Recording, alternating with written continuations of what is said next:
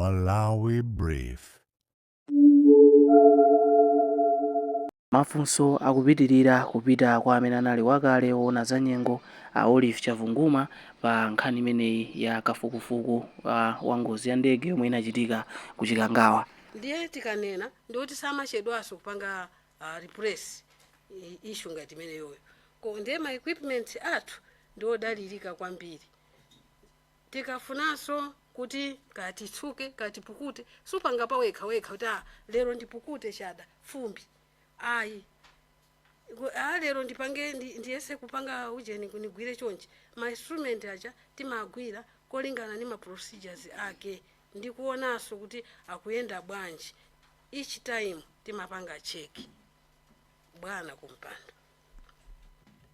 Lomaliza chair ndimafuna mwina ndiziwe kuti a BFU anakupeza nikutengako ma records a weather nthawi imene anabwera kuzapanga investigation.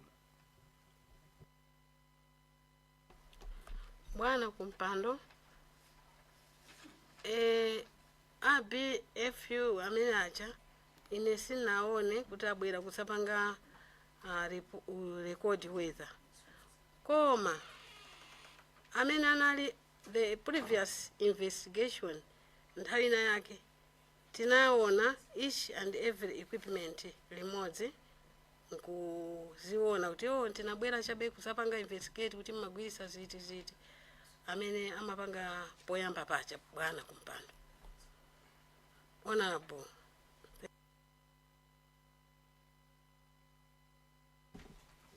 Deza Kasena.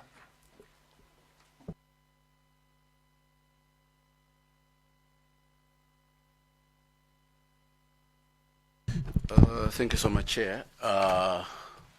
Masana bwino mai watu masanano mai Chavunguma ina dzina langa ndi Joshua Malango, MP wa kudedza Kasina.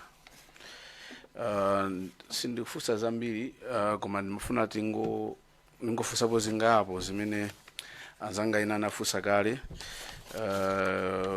ndingodutsamo pang'ono ndiyambire presentation imene mwatipatsa paper lanu mwatipatsa la presentation light up yanuyi. Mwanena kuti mwagwirako ntchito zaka 35 mu civil aviation ngati meteorologist mpaka namene masiya kumapanga litaya.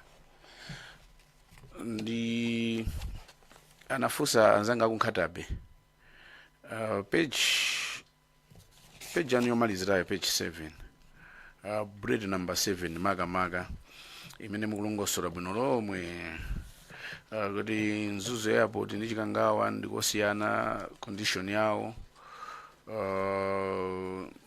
whether imatha kusintha from one place to another place. Mapikapo chitsanzo cha ku Mzuzu Airport kuzikhala nyengo ina kupita ku Lunyangwa lokunzuni khaso nyengo ina yosiyana. Mafuna fusimena fusa Ankatabe Katabe North equipment imene magwisa ntchito kuyeza ngati pa tsiku limene visibility ya 8 km or visibility ya 9 km. Was it personal kungopanga observe fanda kuva mugwisa ntchito mauti observer kapena munagwisa ntchito zipangizo zimene zinakuonetsani kuti distance ndimene lili crowd 500 feet ndizozo visibility yacho kukhala 8 or 9 km?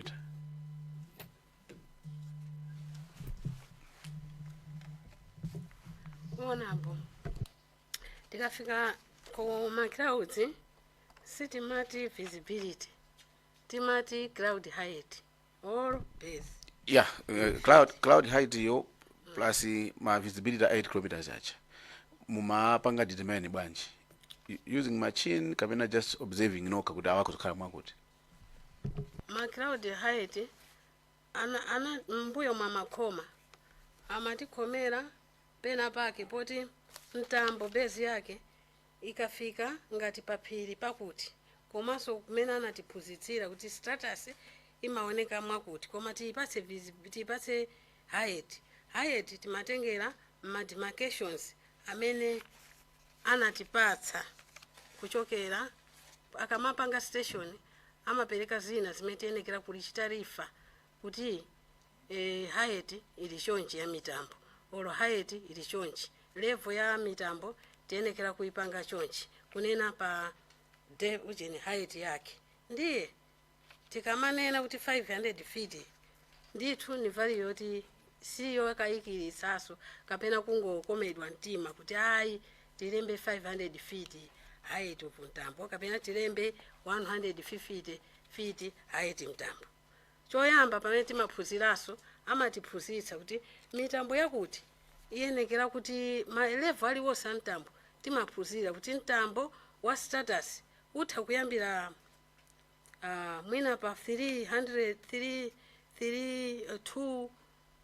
feet olo 3 feet kumapita pa 1000 height koma ukafika pamene popo kutsogolo ndekuti kulibe sunganene kuti status ali pakuta kumapezeka ma stratocumulus ndiye chifukwa chake we jumped titamuona status kuti uyuyu wathera 500 feet we jumped nkuzaona kuti kodi secondary imene kuoneka pamalamulo athu azanyengo kuti always the lowest layer of cloud must be reported first chifukwa chake ali koyambirira komanso always when cumulonimbus cloud is seen regardless of the amount always must be reported ndiye kuti tikutani makriteria amene anatiphunzitsa pa ntchitoyo ndamene timagwirisaso ntchito kulasiso kuona ma demarcations amene anatipatsa sikuti ndi maso okha ayi koma there are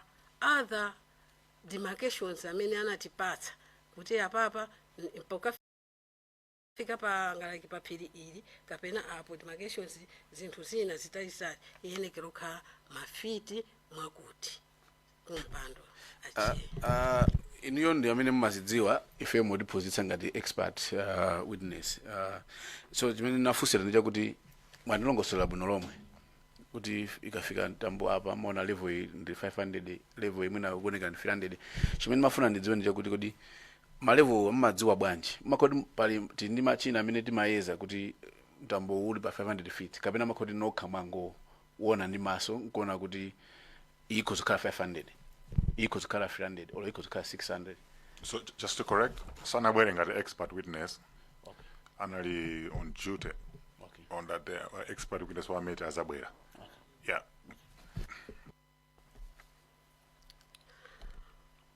Honorable Chair, timaona andibwerezaso timaona according to the demarcations zimene anatipatsa kuti if you see kuti mtambo uli pakuti mukati kamakhala chonchi pa nyumba komanso observer always is an observer or even utachita retire panopo ndikuti ndikumaona binyengo pasi pa mtima to nkanapanga mwina nkanaona chonchi therefore nthawi imeneyo ndikuti timaona kuti mitambo ija yenekera ati this fit imakhala college course osati yongomutenga munthu just 2 days imakhala course yomutenga munthu kaviri munthu kuti adziwe kuti kodi ma demarcations amene atipatsa awayuza bwanji kapena zinthu zimene aone by eye azipanga bwanji ndiye imakhala course ndithu yayitali yoti munthu akachoka ku training apangaso akamabwera impaka anatidziwe kuti apapa tsopano munthu uyu akhoza kuchita kukapima yekha olo pokapimaso pacha mapezeka kuti mwapita nosi awiri olo atatu mkuona kuti temperature iyenekera kukhala chonchi.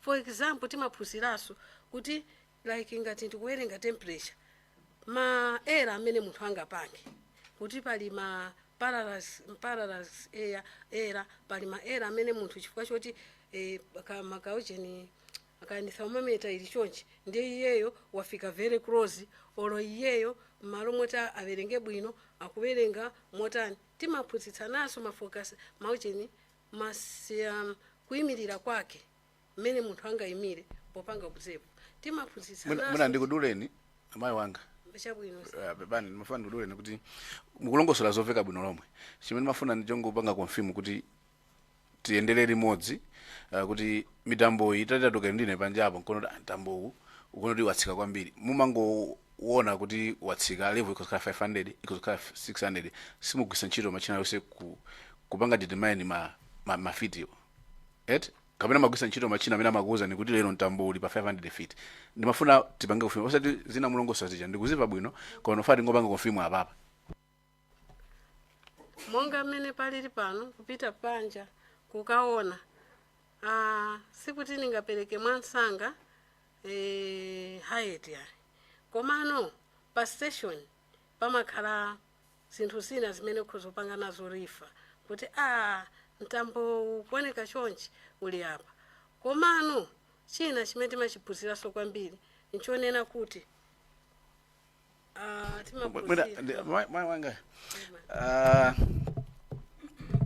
mwina tijedwa sajidwepo chair ndimafuna kuti akati my line of question ndimafuna ndidamva kuti ma feed out patsawa or ma visibility 8 9 10 amaizidwa ndi a certain equipment kapena mankhala aye measurements kuti mangoyeza ndi maso Point of order. maiza ndi maso kapena pali equipment imene maizera Point of order, Chair. I will not entertain a point of order. And for a process ikhale very seamless. Mafotokoza majimvekere mmene magwisira ntchito. Standards amene mukuyuza amene are adopted malayi muno the aviation. So mwina ngati pale mafunso ena we can ask an expert witness amene adzabwere ngati fadi mvesese kuti ma height amayenda bwanji chan mine ndi special topic imene tingate kupanga probe further. So akuyesera fotokoze kwa mwina simukulumikizana kuti mukufuna yankho antundu anji ndi mafuna funso lanu kuzabwera expert witness kuti mwina mutizamvetsese kwambiri kuti ma height amayenda bwanji determination imayenda bwanji. Okay, kama ndifuna kuti tose tingoyendera limodzi. Muninde manga ina yofuna kuyankha funso lawo. ona kumpando wa chair lemwano kuyankha kwake ndimafuna ndichite emphasize kwauza kuti amatipatsa ma demarcations amene timaona kuti mitambo iyi yenekera kuti ili pa level iyi komanso pa ukadaulo mene tinaphunzira timathaso kuona kuti iyi ndi low cloud ili musi ndi mwakuti dzina lake olo iyi ndi high cloud ili mwakuti ili ni height yake olo ili ndi middle cloud yenekera kukhala chonchi chifukwa kumakhalanso kutiphunzitsa maonekedweso amitambo ija ndi makhalidwe yake mitambo iyi mwambamo bwana kumpando. Kusonyeza kuti simagwira ntchito ngati kulabo kuchipatala kuti amatenga masampo kapena ni magazi akapanga asesi kuti zeuti zili mwakuti. Bwana kumpando mulitiriso ndi mabuku amene amajambula mitambo ndiye ngati you are not sure kuti mtambo dzina lake nchiyani ndipo ndikupanga bwanji umanyamula buku lako kupita panja ngukapanga compare kuti mtambo uyenekera kukhala kuti uyu ndi cumulus olo cumulus yosikhala chabe yokha timathaso kunena kuti uyu ndi cumulus fractus uyu ndi cumulus chakuti ili ndi mayina ake ndiye ngati suli sure tili ndi observers book ya mitambo yokha imene umanyamuka nawo kupita kunja nkukaona za mtambozo ndi buku tulifu compare Apo manga pali reference. Pa reference Yeah. book sa. okay zikoma kwambiri free chair thokoze moyo wanga kuti I think partly mwayankha koma sipena kambira chair mukuti akadzabwera expert tidzafunsa koma I think I can get it kuti ina imakhoti mwaona kupanga lifa kumabuku mukakaona by eye azanga anafunsapo yeah. Just to correct it, akazabwera expert, he meant to put expert witness. She is a witness, but she's also an expert in her field.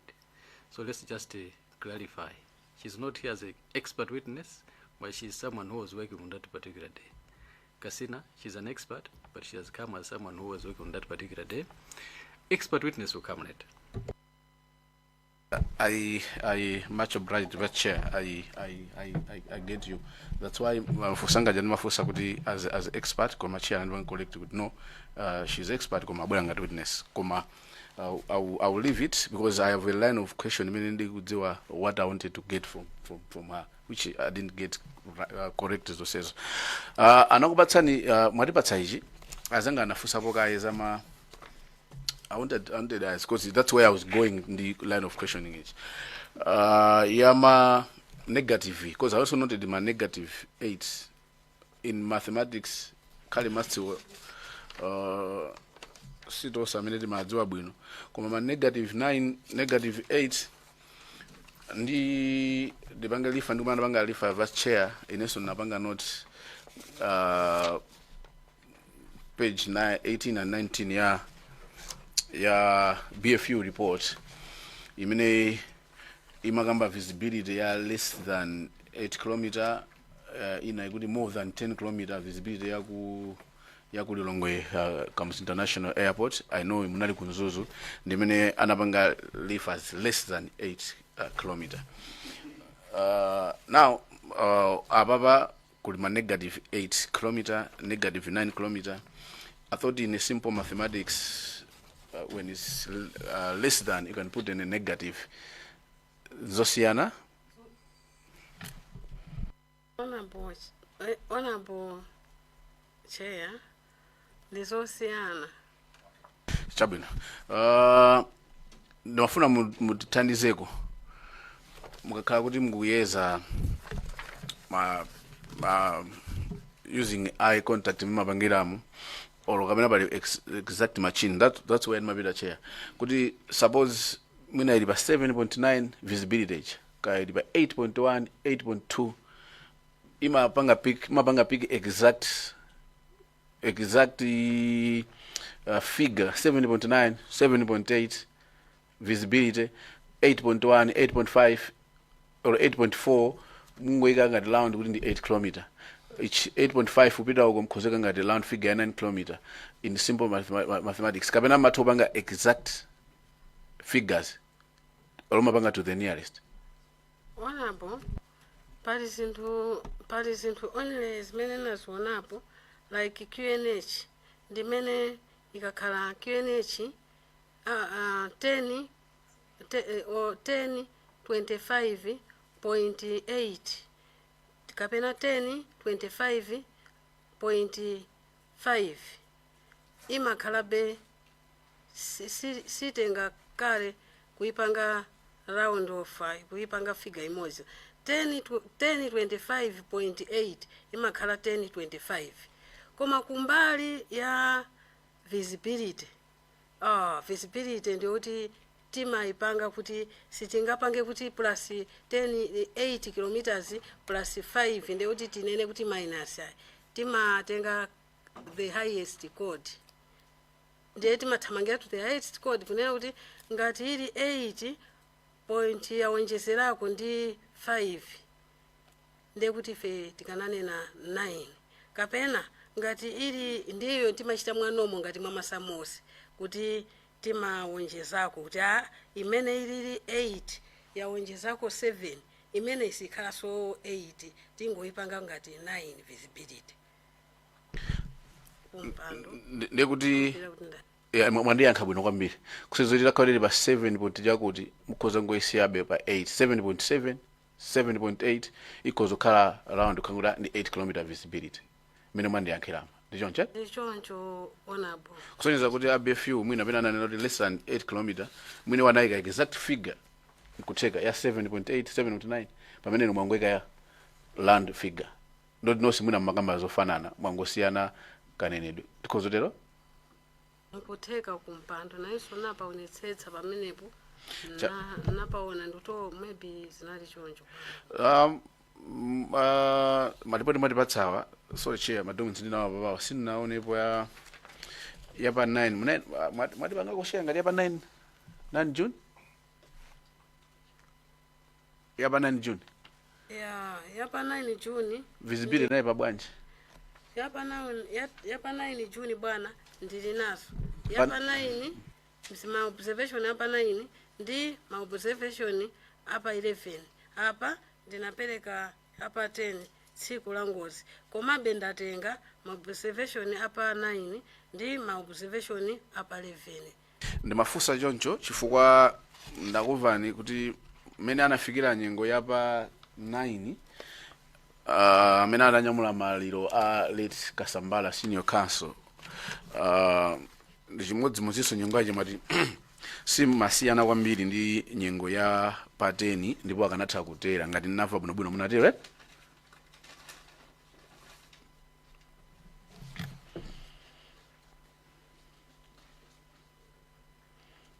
munanena kuti nyengo yapa 9 ndi yapa 10 simasiyana kwambiri andikanakhala anafika ku Mzuzu ndi chimodzimodzi akanatha kutera munatero ndamva choncho Ai pamenepo bwana wanabo pa weather yapa 9 ndi weather yapa 10 weather yapa 9 inaliko better bwana kumpando than weather yapa 9 inaliyovutirapo yochuluka kwambiri uje if I can take yapa 6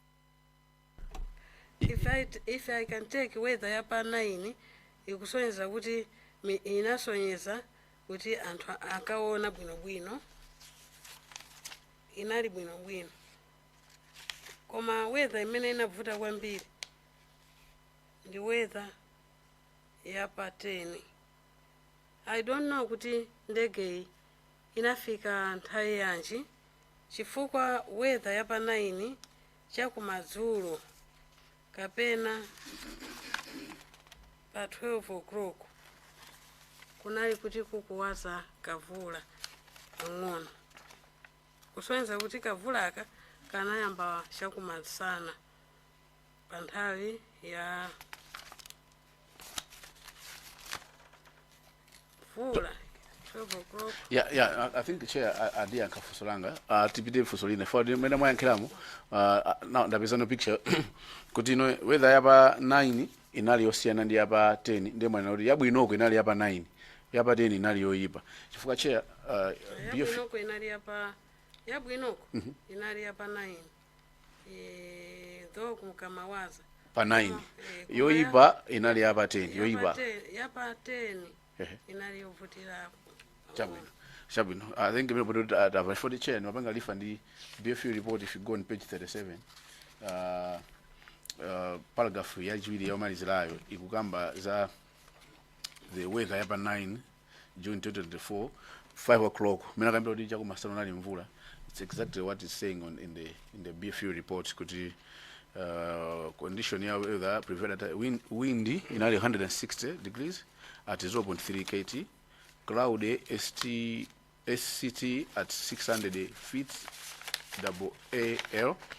Visibility in area around or less than 20 kilometers. Temperature nearly 18 degrees. Dew point 18 degrees. And in Hamene Mabanga land, testimony is described by the weather in area foggy, commercial spray rain and Mbura. So she confirms as saying good 9 weather it was a bit okay. Than yapa 10 because mamba just mava bwino navanga damagamba kuti ndiyofana kuti kuzobanga land weather nayo fanana so I think andi anka available. Sorry, vice chair afuna bank clarify. Maybe Kasina, you're right. But when I was asking the question, I was comparing 6 a.m. on the same 10th and the weather at 10, the same 10th. Because at around 6 is when the same craft left Zuzu. And at 6 past 10, on the same 10th, it was supposed to arrive back. So she was answering me, comparing the morning when it left Zuzu and also the expected arrival time of 6 minutes past 10.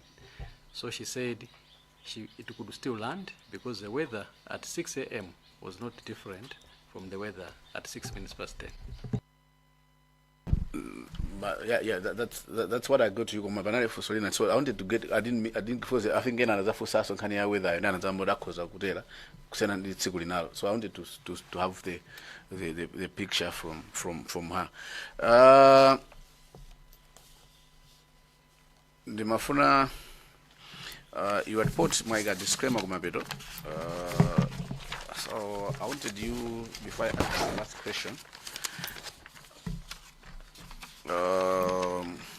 magamba za weather imene ili ndizo tolozo kuti inyumba ngopanga za and zimene ananaso mu BFU report kuti ngati dziko timangopanga report weather yamene mukuona ngati ku Mzuzu munali ku Mzuzu airport ndikuti akulilongweso airport koma nyengo ikasintha pakatipa in the route planned route according to the BFU report, planned route imene akuyenda pilot kuti nyengo ili bwanji kandi padowa kaya adutsa kunyanja kukhota kaya nyengo ili bwanji munjiramu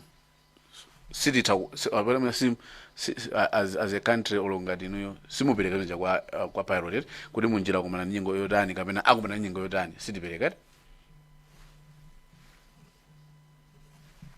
Pamenepo forecasta amapereka ndipo pamene amachoka kulilongo ndi imene imasowekera mnjira akanatha kuyendera kudziwa za mnjira pali pamakhala segment pamakhala any route weather imene akanapereka imene yoyo I don't know kazinatani mwina mudzafa kwa anthu akulilongo akabwera koma imene yoyo akanapereka any route forecast imene akanakafika nayo kukafika ku Mzuzu bwana kumpando kulemwana munapomaliza ndimufuna ndi before the azangena nakufusani ndi ndikumbula naku munanena kuti ndege ikakhautiya yakumana ndi zina munjiramo ikapsa kutera poyamba naku munanena kuti makhamukona ndege zina zikutera kuli mvula koza nthafuza za Donia ndi munanena kuti nakupangani court munanena kuti chatera kuma kusukula amatuza kuti it's dangerous imathotelabe nkhale muzuti kusukula nazo kuti it's dangerous kutanthauza kuti ikhozotera koma it's not safe ndicho nchete mmene munaphunzira school nakupangani court chonchapo eya anatiuza choncho amatiuza choncho komabe uja fokasa uja amadziwa mmene iyeyo ujeni pilot amadziwa mmene iyeyo athe kuyendera kuti afike ngati kuti njira imene mukudutsayi kukoneka kuti ndi ya minyala ndi ngati iyeyo wadzikhulupirira kuti njira iyi kuli minyala komabe ndiyenda as careful as much kuti ndikafike pamalo kuli izi ndi chifukwa kuli mawedha amene timatha kuwapasa kuti adziwe kuti zimene mukumana nazo munjira ndi izi ngakhale amene any route imene mukuyenda pakhala izi koma amayenda ngakhale mvula ikugwa like Pakamuzu International Airport forecasta athu amene timakhala working hand in hand amapezeka kuti akulemba masegment mvula ikugwa koma akulemba kuwapasa kuti apilot atenge adziwe kuti ayenda bwanji zimachitika zimenezo. Pomaliza chair